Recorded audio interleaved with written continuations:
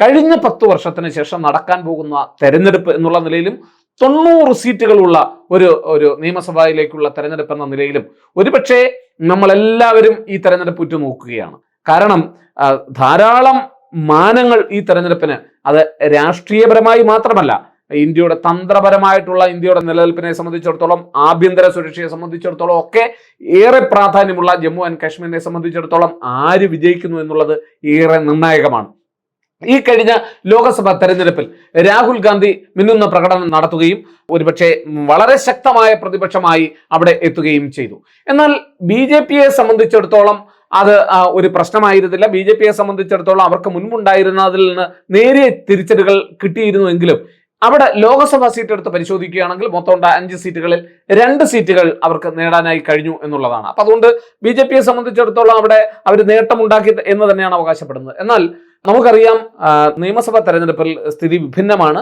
ഒരുപക്ഷെ തെരഞ്ഞെടുപ്പ് കാലാകാലങ്ങളായി നടത്തണമെന്ന് തുടർച്ചയായി പല പാർട്ടികളും ആവശ്യപ്പെട്ടിരുന്നു എന്നുള്ളതാണ്. അപ്പൊ അതുകൊണ്ട് ആ തെരഞ്ഞെടുപ്പ് സംവിധാനങ്ങളൊക്കെ മാറ്റിവെച്ചിരുന്നത്, അല്ലെങ്കിൽ 10 വർഷമായി അവിടെ തെരഞ്ഞെടുപ്പുകളൊന്നും നടന്നില്ല, തദ്ദേശ ഭരണ സംവിധാനങ്ങളിലേക്കുള്ള തെരഞ്ഞെടുപ്പുകൾ നടന്നില്ല എന്നതൊക്കെ BJP-ക്കെതിരെ വളരെ വലിയ വിമർശനമായി നിലനിൽക്കുന്നുണ്ട്. ഇപ്പോൾ തന്നെ സുപ്രീം കോടതിയുടെ ഇടപെടലിനെ തുടർന്ന് തെരഞ്ഞെടുപ്പ് നടക്കുന്നതായിട്ടാണ് ജനങ്ങൾ വിശ്വസിക്കുന്നത്.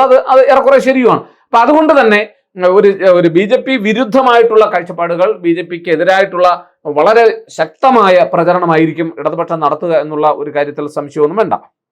എന്നാൽ ഇടതുപക്ഷ കക്ഷികളെ സംബന്ധിച്ചിടത്തോളം, കോൺഗ്രസ് ആയാലും BJP-യെ സംബന്ധിച്ചിടത്തോളം കേന്ദ്രം ഭരിക്കുന്നവർക്കെല്ലാം ജമ്മു ആൻഡ് കാശ്മീരിനോട് എന്നും ഒരേ കാഴ്ചപ്പാടൊക്കെയാണ് എന്നുള്ള തരത്തിലാണ് പല ചെറിയ ചെറിയ പാർട്ടികളും അല്ലെങ്കിൽ ഇതര പ്രാദേശിക പാർട്ടികൾ ഈ വിഷയം ഉന്നയിച്ചുകൊണ്ട് വരുന്നത്. നമുക്കറിയാം, PDP ആയാലും നാഷണൽ കോൺഫറൻസ് ആയാലും അതുപോലെ തന്നെ അവിടെയുള്ള മറ്റ് PDF ആയാലും ഇങ്ങനെയുള്ള ധാരാളം പാർട്ടികൾ, അവരെ സംബന്ധിച്ചിടത്തോളം ഈ തെരഞ്ഞെടുപ്പുകൾ ഏറെ നിർണായകമാണ് അവരുടെ നിലനിൽപ്പുമായി ബന്ധപ്പെടുത്തി. അപ്പൊ അതുകൊണ്ട് തന്നെ ഈ ചെറു പാർട്ടികൾക്ക് ഏറ്റവും കൂടുതൽ പ്രാധാന്യം കിട്ടുന്ന ഒരു സ്ഥലം കൂടിയാണ് ജമ്മു ആൻഡ് കാശ്മീർ എന്ന് പറയുന്നത്. അതുകൊണ്ട് ഈ തെരഞ്ഞെടുപ്പിൽ ആരായിരിക്കും വിജയിക്കുക എന്ന് നമുക്ക് കൃത്യമായി പറയാൻ കഴിയില്ല. എന്നാൽ ഒരു കാര്യം ഉറപ്പാണ്, BJP-ക്ക് പ്രതീക്ഷിക്കുന്നത് പോലെ ഒരു നേട്ടം ജമ്മു ആൻഡ് കാശ്മീരിൽ ഉണ്ടാക്കാൻ കഴിയുമോ എന്നുള്ള കാര്യത്തിൽ സംശയമുണ്ട്. അതൊരു പക്ഷേ ഈ ദേശീയ രാഷ്ട്രീയത്തിൽ കോൺഗ്രസിനുണ്ടാകുന്ന ഒരു വളർച്ച മുന്നിൽ കണ്ടുകൊണ്ടല്ല ഞാനിത് പറയുന്നത്. ജമ്മു ആൻഡ് കാശ്മീരിൽ സ്ഥിതി തികച്ചും വ്യത്യസ്തമാണ്. അവിടുത്തെ സുരക്ഷ, ആഭ്യന്തരമായിട്ടുള്ള പ്രശ്നങ്ങൾ, അവിടെ ഉണ്ടാകുന്ന ജനങ്ങളെ സംബന്ധിച്ചിടത്തോളം അവരുടെ സ്വൈരവിഹാരം, സമാധാനം, ഇതൊക്കെ വളരെ പ്രധാനപ്പെട്ട കാര്യങ്ങളാണ്. അപ്പൊ അതൊക്കെ എത്രമാത്രം ഭംഗിയായി അവിടെ കൊണ്ടുപോകുന്നു അല്ലെങ്കിൽ ഉണ്ടാകുന്നു എന്നുള്ളതാണ്. ഈ അടുത്ത കാലത്തായി നമുക്കറിയാം, ജമ്മു കാശ്മീരിലെ പല പ്രദേശങ്ങളിലും തുടർച്ചയായി സംഘർഷങ്ങൾ ഉണ്ടാക്കാൻ ഭീകരവാദികൾ ശ്രമിക്കുന്നു എന്നുള്ളതാണ്. ചില മേഖലകളിലൊക്കെ അസ്ഥിരതമാകുവാൻ നോക്കുന്നു. പ്രത്യേകിച്ച് ലോക്സഭാ തെരഞ്ഞെടുപ്പിന്റെ സമയത്ത് ജമ്മു കാശ്മീർ പ്രത്യേക യൂണിയൻ ടെറിട്ടറിയാക്കി കേന്ദ്രഭരണ പ്രദേശമായി നമ്മൾ മാറ്റിയതോടുകൂടി, അല്ലെങ്കിൽ 370-ാം അനുച്ഛേദം എടുത്ത് കളഞ്ഞതോടുകൂടി ജമ്മു ആൻഡ് കാശ്മീരിൽ വളരെ സുരക്ഷ വർദ്ധിച്ചിട്ടുണ്ട്. അവിടെ ആഭ്യന്തര പ്രശ്നങ്ങൾ കുറവാണെന്നുള്ള തരത്തിൽ വലിയ തരത്തിൽ BJP പ്രചരണം നടത്തിയിരുന്നു. അതൊക്കെ അവിടുത്തെ വിഘടന ശക്തികളെ സംബന്ധിച്ചിടത്തോളം അല്ലെങ്കിൽ തീവ്രവാദ ഗ്രൂപ്പുകളെയൊക്കെ സംബന്ധിച്ചിടത്തോളം തങ്ങളുടെ ശക്തി ക്ഷയിച്ചു വരുന്നു എന്നുള്ള തരത്തിൽ മറ്റുള്ളവർ വിശ്വസിക്കും എന്നുള്ളത് കൊണ്ട് തന്നെ അവരെ ആക്രമണങ്ങൾ ശക്തിപ്പെടുത്തിയിരിക്കുന്ന ഒരു സാഹചര്യം കൂടിയാണ് നമ്മൾ ഈ കാണുന്നത്. പല മേഖലകളിലും അവിടെ നിരന്തരമായി ഇപ്പോൾ പ്രശ്നങ്ങൾ ഉണ്ടാക്കാൻ ശ്രമിക്കുകയാണ്. എന്തായാലും ഒരു കാര്യം ഉറപ്പാണ്, ഈ നടക്കാൻ പോകുന്ന തെരഞ്ഞെടുപ്പിൽ ഈ തെരഞ്ഞെടുപ്പിനെ അട്ടിമറിക്കാൻ സർവ്വവിധ സന്നാഹങ്ങളുമായി അവർ ഇറങ്ങുമെന്നുള്ള കാര്യത്തിൽ സംശയമൊന്നും വേണ്ട. തെരഞ്ഞെടുപ്പ് കമ്മീഷൻ നേരിട്ട് അവിടെ സന്ദർശനം നടത്തുകയും സ്ഥിതിഗതികൾ വിലയിരുത്തുകയും ചെയ്തിട്ടുണ്ട്. എന്തായാലും ഈ വരാൻ പോകുന്ന തെരഞ്ഞെടുപ്പിൽ BJP-ക്ക് ഏറെ വർഷങ്ങൾക്ക് ശേഷവും മണ്ഡല പുനർനിർണയത്തിന് ശേഷവും ജമ്മു കാശ്മീരിന്റെ തന്നെ പദവികളിൽ വന്ന മാറ്റവും ഒക്കെ മനസ്സിൽ വെച്ചുകൊണ്ട് ചിന്തിക്കുകയാണെങ്കിൽ വരാൻ പോകുന്ന തെരഞ്ഞെടുപ്പിൽ ആര് മുന്നേറും എന്നുള്ളതാണ് രാഷ്ട്രീയം പഠിക്കുന്നവർ, നിരീക്ഷിക്കുന്നവരൊക്കെ വളരെ ശ്രദ്ധയോടെ കാണുന്നത്. കാരണം ഇവിടെ ഉണ്ടാകുന്ന തിരിച്ചടി BJP-യെ സംബന്ധിച്ചിടത്തോളം വലിയ പ്രതിസന്ധി സൃഷ്ടിക്കുമെന്നുള്ള കാര്യത്തിൽ സംശയം വേണ്ട. കാരണം ഇത്രയൊക്കെ ജമ്മു കാശ്മീരിൽ ഇടപെട്ടിട്ടും ഒരുപക്ഷെ അവർക്ക് നേട്ടം കൊയ്യാനായില്ലെങ്കിൽ, ഒരുപക്ഷെ തങ്ങൾ നടപ്പിലാക്കിയ പദ്ധതികൾ പലതും തെറ്റായിരുന്നു എന്നുള്ള തരത്തിൽ കോൺഗ്രസ് പാർട്ടി ഉൾപ്പെടെയുള്ളവർ അല്ലെങ്കിൽ ശക്തമായ പ്രതിപക്ഷ പാർട്ടികൾ ഇവർക്കെതിരെ രംഗത്ത് വരുമെന്നുള്ള കാര്യത്തിൽ സംശയമൊന്നും വേണ്ട.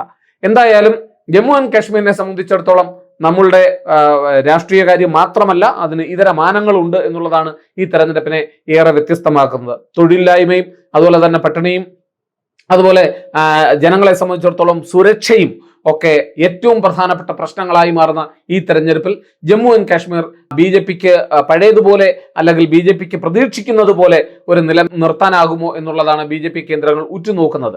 BJPയെ സംബന്ധിച്ചിടത്തോളം ഈ 10 വർഷം തെരഞ്ഞെടുപ്പ് നടത്താതിരുന്നതും അല്ലെങ്കിൽ കാര്യമായ വ്യത്യാസങ്ങളൊന്നും അവരുടെ ജനങ്ങൾ ജീവിതത്തിൽ ഉണ്ടാക്കാൻ കഴിയാതിരുന്നതും ഒക്കെ വലിയ പ്രശ്നങ്ങളായി ഒരുപക്ഷെ പ്രതിപക്ഷ പാർട്ടികൾ ഉയർത്തിക്കാട്ടുന്നു എന്നുള്ളതാണ്. എന്നാൽ 370 അനുച്ഛേദം എടുത്തു കളഞ്ഞുകൊണ്ട് അവിടെയുള്ള ജനങ്ങൾക്ക് സമാധാനപരമായ ഒരു ജീവിതം സമ്മാനിക്കുവാനാണ് തങ്ങൾ ശ്രമിച്ചതെന്നുള്ള തരത്തിലായിരിക്കും BJP ഈ പ്രശ്നത്തെ കാണുവാൻ ശ്രമിക്കുന്നത്. എന്തായാലും ഈ ഒക്ടോബർ 1 വരെ 3 ഘട്ടങ്ങളായി സെപ്റ്റംബർ 18-നും 25-നും ഒക്ടോബർ 1-നുമായി നടക്കുന്ന ഈ തെരഞ്ഞെടുപ്പിന്റെ ഫലം ഏതാണ്ട് ഒക്ടോബർ 4-ന് പുറത്തു വരികയാണ്. ഹരിയാനയോടൊപ്പം ജമ്മു ആൻഡ് കാശ്മീരിന്റെ ഫലവും പുറത്തു വരികയാണ്. അപ്പൊ അന്ന് നമുക്ക് ഒരു കാര്യം ഉറപ്പാണ്, ഇപ്പം ഏതാണ്ട് 43 സീറ്റുകളാണ് ജമ്മു മേഖലകളിൽ ഉള്ളതെങ്കിൽ 47 സീറ്റുകളാണ് കാശ്മീർ മേഖലകൾ ഉള്ളത് എന്നുള്ളതാണ് സത്യം. അതുകൊണ്ട് ചില മേഖലകൾ, അത് മാത്രമല്ല ഈ 16 സീറ്റുകൾ ഏതാണ്ട് 7 സീറ്റ് SC സീറ്റുകളാണ്, 9 സീറ്റുകൾ ST സീറ്റുകളാണ്. പട്ടികവർഗ മണ്ഡലങ്ങൾ 9 സീറ്റും പട്ടികജാതി മണ്ഡലങ്ങൾ 7 സീറ്റും, അങ്ങനെ ഏതാണ്ട് 16 സീറ്റുകൾ പട്ടികവർഗ മണ്ഡലങ്ങളിലായി തെരഞ്ഞെടുപ്പ് നടത്തുകയാണ്. ഒരുപക്ഷെ മണ്ഡല പുനർനിർണയത്തിന് ശേഷം നടക്കുന്ന തെരഞ്ഞെടുപ്പ് ആയതുകൊണ്ട് തന്നെ ഓരോ മേഖലയിലും ആർക്കാണ് സ്വാധീനമുള്ളത് എന്ന് നമുക്ക് ഒരു പ്രവചനം എന്ന് പറയുന്നത് സാധ്യമല്ല. പ്രത്യേകിച്ച് ജമ്മു കാശ്മീരിന്റെ പ്രത്യേക സ്ഥിതിയിൽ അത് ഒട്ടും സാധ്യമല്ല എന്നുള്ളതാണ്. എന്തായാലും പല തരത്തിലുള്ള വ്യാഖ്യാനങ്ങളാണ് വരുന്നത്. BJPയെ സംബന്ധിച്ചിടത്തോളം ഒട്ടും ശുഭകരമായ ഒരു സാഹചര്യമല്ല നിലനിൽക്കുന്നത് എന്നുള്ളതാണ് മനസ്സിലാക്കേണ്ടത്. കാരണം ഈ തെരഞ്ഞെടുപ്പുകളൊക്കെ ഇങ്ങനെ നീണ്ടുപോയതും അവിടെയുള്ള ചില പ്രശ്നങ്ങളും ഒക്കെ BJPയെ സംബന്ധിച്ചിടത്തോളം രാഷ്ട്രീയപരമായി ഏറെ വലയ്ക്കുന്നുണ്ട്. കോൺഗ്രസ് പാർട്ടിയെ സംബന്ധിച്ചിടത്തോളം ആഭ്യന്തരമായി അവിടെ ചില പ്രശ്നങ്ങളൊക്കെ നിലനിൽക്കുന്നുണ്ട്. എന്തായാലും 10 വർഷങ്ങൾക്ക് ശേഷം നടക്കുന്ന ഈ തെരഞ്ഞെടുപ്പിൽ കുടിയേറ്റക്കാർക്ക് വരെ അവിടെ വോട്ട് നൽകിയിട്ടുണ്ട് എന്നുള്ളതാണ് ഏറ്റവും രസകരമായ കാര്യം.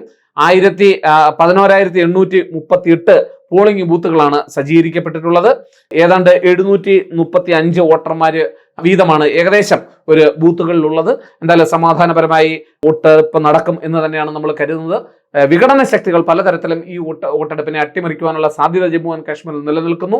എങ്കിലും ഇന്ത്യ ഗവൺമെന്റും തെരഞ്ഞെടുപ്പ് കമ്മീഷനും ഉറച്ച ശബ്ദവുമായി അവിടുത്തെ ജനങ്ങളുടെ, പ്രത്യേകിച്ച് അവർ കാഴ്ചവെച്ച വളരെ ഉയർന്ന വോട്ടിംഗ് ശതമാനം കഴിഞ്ഞ തെരഞ്ഞെടുപ്പിൽ സർവകാല റെക്കോർഡായിരുന്നു. ആ ഉയർന്ന വോട്ടിംഗ് ശതമാനം അവർ കാഴ്ചവെച്ചതിൽ നമുക്കെല്ലാവർക്കും സന്തോഷമുണ്ട്. അതുകൊണ്ട് വളരെ ആത്മവിശ്വാസത്തോടു കൂടി ജമ്മു ആൻഡ് കാശ്മീർ തെരഞ്ഞെടുപ്പിലേക്ക് പോവുകയാണ്. ആര് വിജയിക്കും ആര് തോൽക്കുമെന്ന് പറയാനാവാത്ത സാഹചര്യം. BJPയെ സംബന്ധിച്ചിടത്തോളം ജമ്മു ആൻഡ് കാശ്മീരിന്റെ അനുച്ഛേദം 370 ഒഴിവാക്കിയത് വലിയ വിഷയമായി ഉയർത്തും. കോൺഗ്രസ് പാർട്ടിയെയും മറ്റ് ഇതര പാർട്ടികളെ സംബന്ധിച്ചിടത്തോളം 10 വർഷമായി BJP തെരഞ്ഞെടുപ്പ് നടത്താതിരുന്നതും തുടർന്നുണ്ടായിട്ടുള്ള പ്രശ്നങ്ങളും ഒക്കെ അവിടെ ഒരു വിഷയമായി വരുമെന്നുള്ള കാര്യത്തിൽ സംശയം വേണ്ട.